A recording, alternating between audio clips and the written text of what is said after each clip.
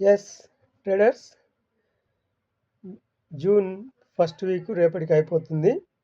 ఈ వీక్లో ఏం జరిగింది, నెక్స్ట్ వీక్ ఏం జరగబోతుంది, ఇంకా ఎంతవరకు ఉంది ఒకసారి చూద్దాం. మూమెంటం ఇంకెంతవరకు అప్ సైడ్ ఉంది. ఎందుకంటే జూన్ ఫస్ట్ వీక్ ఈ రేపటితో కంప్లీట్ అవుతుంది కనుక ఈ ఈ లాస్ట్ ప్రీవియస్ 4 డేస్ ఏం జరిగిందో ఒకసారి చూద్దాం. 1 జనవరి ఇక్కడ ఈ రెడ్ క్యాండిల్, ఓకే, ఈ రెడ్ క్యాండిల్ ఓపెనింగ్ పైన ఉంది, క్లోజింగ్ కింద ఉంది. ఆ తర్వాత సెకండ్ ఓపెనింగ్ కింద ఉంది, క్లోజింగ్ దీనిపైన మిడిల్లో ఉంది. ఆ తర్వాత వెడ్నెస్డే ఓపెనింగ్ ఇక్కడే ఉంది, క్లోజింగ్ దీని మధ్యలోనే ఉంది. ఆ తర్వాత థర్స్డే ఓపెనింగు క్లోజింగు ఈ గ్రీన్ క్యాండిల్ మధ్యలోనే ఉంది, ప్లస్ ఈ ఫస్ట్ ఓపెన్ అయిన క్యాండిల్ క్లోజింగ్ పైన ఉంది. ఈ ఈ రెడ్ క్యాండిల్ క్లోజింగ్ పైన ఉంది. ఓకే, అంటే ఇప్పుడు ఏంటి అర్థం, దీనికి లాజిక్ అర్థం చేసుకోండి ఒకసారి. ఇది ఓపెనింగ్ ప్రైజు ఇక్కడ ఉంది, ఆ తర్వాత ప్రీవియస్ క్యాండిల్ ఓపెనింగ్ ప్రైజు ఇక్కడ ఉంది, ఆ తర్వాత ప్రీవియస్ క్యాండిల్ క్లోజింగ్ ప్రైస్ ఇక్కడ ఉంది, ఆ తర్వాత ప్రీవియస్ క్లోజింగ్ ప్రైజు ఇక్కడ కింద ఉంది. ఇది చూస్తున్నారు కదా, ఇక్కడ ఇక్కడ నియర్ బై క్లోజింగ్ ప్రైస్ ఇప్పుడు మనకి ఉంది.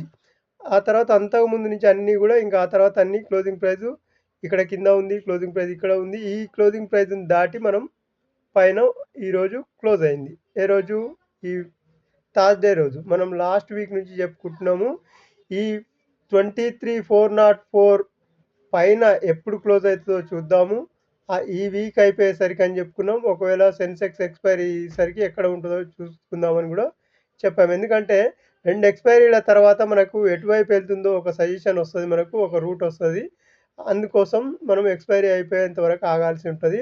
ఆ తర్వాత మూమెంటం ఎటు ఉంటుంది అది చూసుకుందామని అనుకున్నాం. ఓకే, అదేవిధంగా ఇప్పుడు గమనించండి, ఈ క్లోజింగ్ ప్రైజు తర్వాత ఇప్పుడు డైరెక్ట్ క్లోజింగ్ ప్రైస్ ఎక్కడుంది మనకి, క్యాండిల్ అంటే విడిగా అంటే ఏ ఏ మధ్యలో ఎటువంటి అడ్డంకు లేకుండా క్లోజింగ్ ప్రైస్ ఎక్కడ ఉంది, ఇక్కడ ఉంది. ఈ క్లోజింగ్ ప్రైస్ ప్లస్ ఈ గ్రీన్ క్యాండిల్ క్లోజింగ్ ప్రైస్ ఈ రెండు నియర్ బై ఉన్నాయి. ఇది చూడండి, ఆ తర్వాత మనకు క్లోజింగ్ ప్రైస్ ఇక్కడ ఉంది. అదే రకంగా మనకు 3 మినిట్స్లో కూడా సపోర్ట్ ఇక్కడ వచ్చింది. ఇది నిన్నటి క్యాండిల్ సపోర్టు, ఈ సపోర్ట్ తీసుకొని ఈరోజు గ్రీన్ క్యాండిల్ పడింది. ఇందులో కూడా సపోర్టు ఇది ఈ లెవెల్ వచ్చింది 23,366కు మనకు వచ్చింది. ఆ తర్వాత మనకి ఇక్కడ ఒక రెసిస్టెన్స్ ఉంది. ఇప్పుడు ప్రజెంట్ నియర్ బై రెసిస్టెన్స్ మనకి ఇది అవుతుంది 23,587 ఆర్ 616 ఫస్ట్ రెసిస్టెన్స్ అవుతుంది. ఆ తర్వాత ఇక్కడ చూడండి, ఇంకొక లాజిక్ ఏంటంటే మనకి ఇక్కడ గోల్డెన్ రేషియో ఒక లైన్ ఉంది. మనకి లైన్ అంటే ఈ లెవెల్ చాలా ఇంపార్టెంట్. ఈ లెవెల్ పైన మనకి నెక్స్ట్ వీక్ పైన ఉంటుందా కింద ఉంటుందా, కింద ఉంటే మళ్ళీ డౌన్ సైడ్ చూద్దాం, లేదు దీనిపైన సస్టైన్ అవుతుంది నెక్స్ట్ వీక్ మళ్ళీ అంటే అప్పుడు పైకి చూడొచ్చు.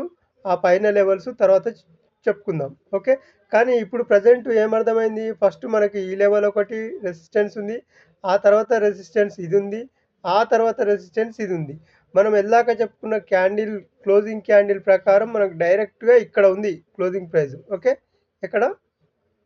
ఇక్కడ ఉంది ఈ గ్రీన్ క్యాండిల్ క్లోజింగ్ ఉంది, లేదంటే ఈ రెడ్ క్యాండిల్ క్లోజింగ్ ఏదైనా తీసుకోవచ్చు. దగ్గర దాదాపుగా నేనేమనుకుంటున్నానంటే ఇప్పుడున్న ప్రజెంట్ క్లోజ్ అయిన క్యాండిల్ అంటే ఈరోజు థర్స్డే క్లోజ్ అయిన ప్రైస్ కాంచెల్లి డైరెక్ట్గా మనకి ఈ ప్రైస్ దగ్గరికి వెళ్ళే ఛాన్స్ ఉంటుంది. అది గ్యాప్ అప్ ఓపెన్ అవుతుందా, ఈక్వల్గా ఓపెన్ అయ్యి క్యాండిల్ ప్రకారం వెళ్తుందా, లాంగ్ క్యాండిల్ పడుతుందా, అది రేపు చూసుకుందాం ఎట్లా ఓపెన్ అవుతుంది అనేది. కానీ నేనేమనుకుంటున్నా అంటే ఒకవేళ గ్యాప్ అప్ ఓపెన్ అయితే మాత్రం దీనిపైన ఓపెన్ కావాల్సిన అవసరం ఉంటుంది. ఎందుకు, 616 పైన 23,616 పైన ఓపెన్ కావాల్సి ఉంటుంది.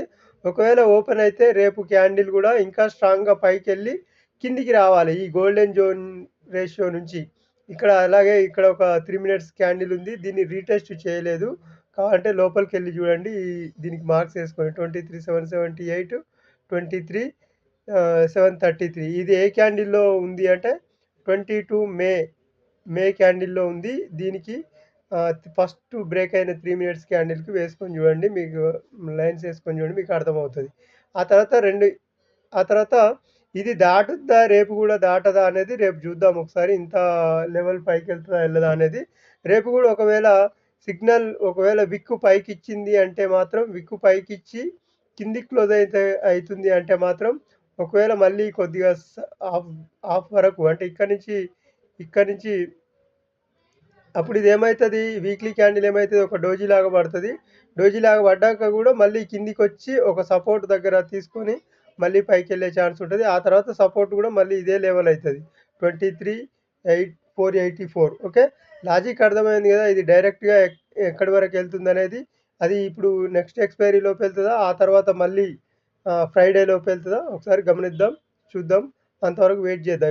ఇప్పటి వరకు మాత్రం నియరెస్ట్ రెసిస్టెన్స్ ఇది అవుతుంది 23,616, 23,587. ఆ తర్వాత రెసిస్టెన్స్ ఇది అవుతుంది. మధ్యలో ఎటువంటి రెసిస్టెన్స్ లేవు, సపోర్ట్స్ లేవు. ఓకే, కిందికి సపోర్ట్ అంటే మళ్ళీ కిందికి చూసుకోవాలి కదా. ఇది ఒకవేళ గ్యాప్ డౌన్ ఓపెన్ అయింది అనుకోండి, ఇంకా పైన కాకుండా గ్యాప్ డౌన్ ఓపెన్ అయితే మాత్రం ఈ లెవెల్ కింద ఉంటేనే మొమెంటం వస్తుంది. అది నిన్న కూడా చెప్పుకున్నాం కదా, 23,110 కింద ఉంటేనే మొమెంటం వస్తుంది, లేకపోతే రాదు.